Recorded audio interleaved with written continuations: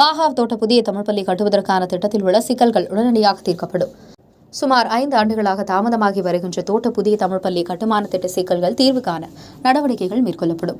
பாகாவ் தோட்ட தமிழ் பள்ளி கட்ட ஒதுக்கப்பட்ட இடத்திற்கு வருகை தந்த மாநில அரசு ஆட்சிக்குழு உறுப்பினர் வீரப்பன் மற்றும் முன்னாள் காபர் நாடாளுமன்ற உறுப்பினரும் மனிதவள அமைச்சகத்தின் கீழ் உள்ள மனிதவளம் பாதுகாப்புத்துறையின் துணைத் தலைவர் மணிவாணன் ஆகிய இருவரும் இவ்வாறு தெரிவித்தனர். பாகாவ் தோட்ட தமிழ் பள்ளிக்கு வழங்கப்பட்ட நிலம் தற்போது மாநில அரசின் கட்டுப்பாட்டில் உள்ளதை மாற்றி கல்வி அமைச்சகத்தின் கீழ் கொண்டு வந்து அங்கீகாரம் பெற்று சிக்கல்களும் முதலில் தீர்வு காண வேண்டும். புதிய பள்ளி கட்டும் திட்டம் தொடங்குவதற்கு எழுந்துள்ள தொழில்நுட்ப சிக்கல்களை சம்பந்தப்பட்ட இலாகா அதிகாரிகளை விரைவில் சந்தித்து பேசியுள்ளதாக கூறப்பட்டது. மேம்பட்டு திட்டத்திற்கு தோட்டம் எடுத்துக் கொண்டதை தொடர்ந்து 5 ஏக்கர் நிலம் தமிழ் பள்ளிக்கு ஒதுக்கி தரப்படும்.